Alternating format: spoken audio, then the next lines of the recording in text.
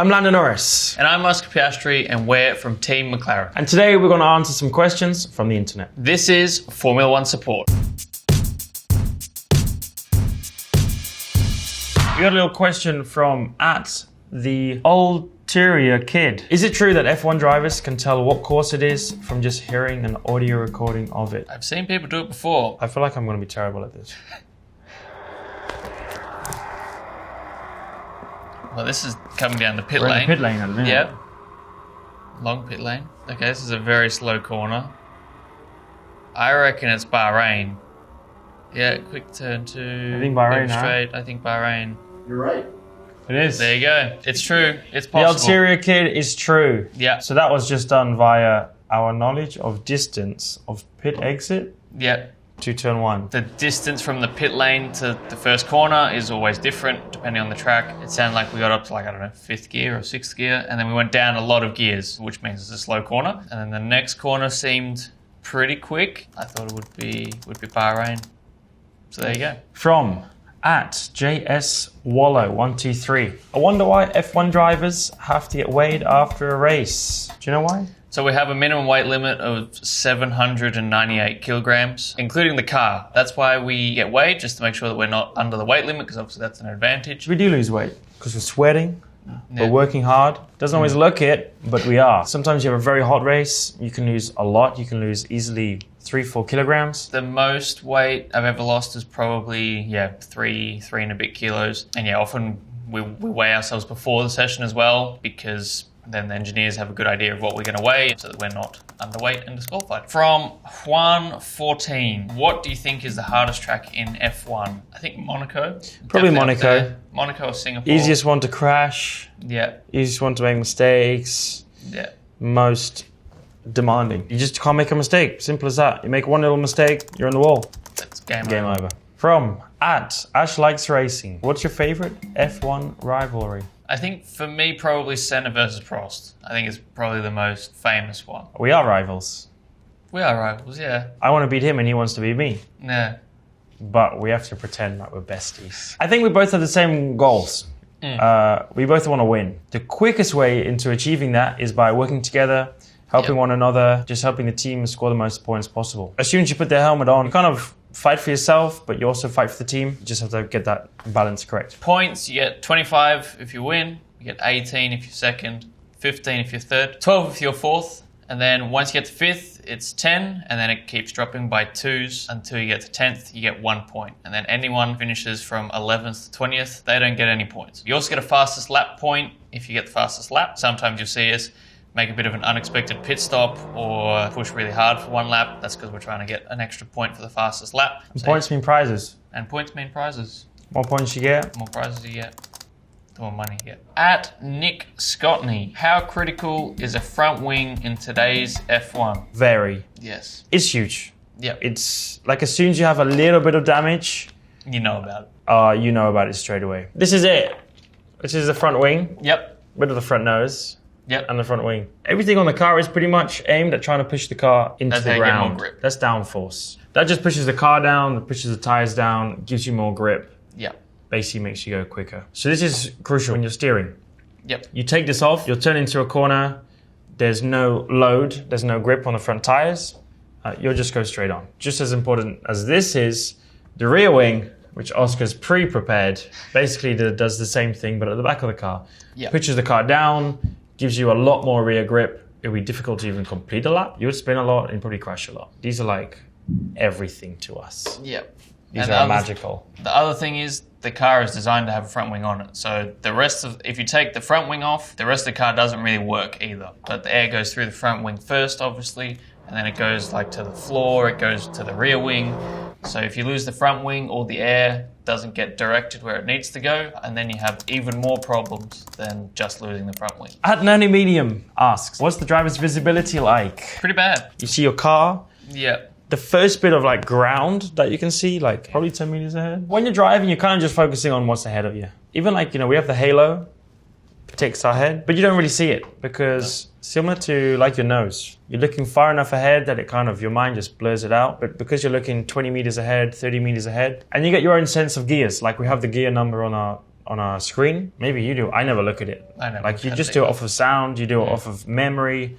Off of feeling. When we pull up to the pit stop sometimes, we have people all around the car. You don't want to hurt anyone. But you also want to gain every little bit of lap time possible. So you push it as much as you can. But we still make mistakes. We misjudge it sometimes. Sometimes you kind of lock up. Yeah. You hit the guy, but he's ready to kind of absorb a bit of the impact. And then he jacks the car up to change the tires, put it back down, and you go. Like the first time you do it, you enter very slowly. And you kind of slowly start to learn how much you can push it and exactly how long and wide the car is. But that's something that takes time. We also have like a board that we kind of line our tires up with. So we have like a good reference, and we can't see much out of the car, but we can see a little bit sort of the top of the tires and a little bit above that. Otherwise, you probably see a lot more people getting hurt. So our next question is from @BeforeWeKiss. How do you drivers know that it's time for a pit stop? Our engineer just tells us. Ultimately, we can decide if we don't want to or not. Usually there's a pretty good reason why they would call us into the pit lane. You kind of pit for 2 reasons. Actually, you can have 3 reasons. 1, you got damage. 2, the tires are wearing out. The tires made of rubber. Over time, that wears down. The less rubber you have, the less grip you have. So at a certain point, it's better to come into the pits, put new tires on. They're always talking to us about how our tires are going, whether we think we can keep going, and if it gets really bad, whether we can keep the car on the track. Sometimes you might just pit because the guy behind you is pit. Undercut is when someone pits before you, puts on fresh tires, and then by the time that you pit, you actually come out behind them. Overcuts, which is actually the opposite of that. You put on fresh tires, but really the fresh tires aren't that much better, or maybe they're difficult to warm up. Then it's actually better to go for a bit longer, pit later, and maybe you overtake someone that way. That's when you get into the more technical stuff with strategy, which is a big part of racing. So there's a lot of communication around that side of things. So you kind of want to be able to communicate with your team without giving away too much information, because all the other teams can listen to each other's radio. That's why you never hear anyone say what lap they're going to pit, because then you tell the whole pit lane what your strategy is. From Amber Lounge Limited. What's your favorite F1 car shape? Well, we grew up watching like 2010s or late 2000s, so the old cars like Lando's holding look really cool. Much more simple than what we have now. The McLaren MP4 2B 1985 Frost car. I think I've driven this one. I think I drove it in Sonoma. Oh. Just everything is cool about it. Yeah. Everything. The colors, the look. Sounds incredible as well. For me, sound is a big part of everything. Yeah. Cars nowadays sound terrible.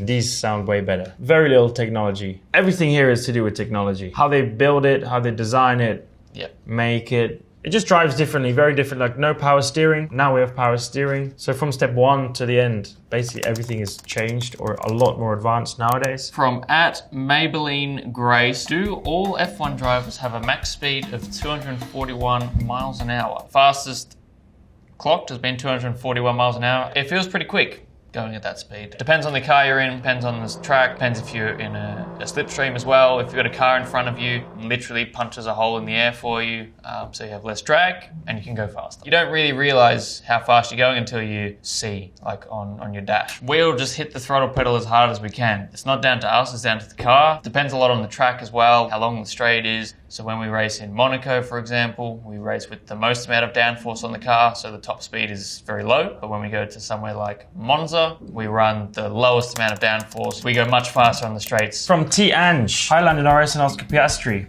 I have a question for both of you. What are your rituals or warm-ups you do before going onto the race? I always do like a physical warm-up before the race, some skipping, some stretches, and I lie on my bed, I have a little massage, I listen to some music. The more chilled I can be, the better. One other thing we do a few days before the race is walk the track. To see if there's anything new that's changed from the year before, or if it's a new circuit or a track we haven't been to. Just looking at the curbs, what things to avoid, what places you definitely don't want to over push, what places you can push, places you don't want to make mistakes or you can afford to make mistakes. Different things like that. We talk a lot about the strategy before the race, so we have some plans about what we might want to do in the race. If there's 1 pit stop or 2 or 3, we'll have plans that might have different amount of pit stops. Next question we got from @SamuraiSofree. How does one train to become an F1 driver so that they can also have cat-like reflexes?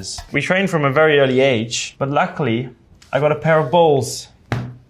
Let's put it to the test. I'm going to test you. There's many different ways of doing things. Here's one of them. Yeah. Are you ready? As ready as I'll ever be. Uh-huh. There you go. Oh! 3. You got it! Every driver does something different. I use these lights which come on, you have to react to the lights. You can also get these glasses which like flicker. Oh yeah. This also helps your reactions a little bit more. Next question is from @Brandon White. Do F1 drivers accelerate or brake on curves, on corners? What's the strategy with that? Normally you brake before the corner. If you're coming from a really long straight into a slow corner, you need to brake a lot more than if you're coming into a fast corner, or you're coming out of a slow corner and then you've got another corner. That's why you see us lock up, because we're trying to brake as much as we can. That's the strategy with that one. So those are all the questions for today. Thank you very much for watching Formula One Support.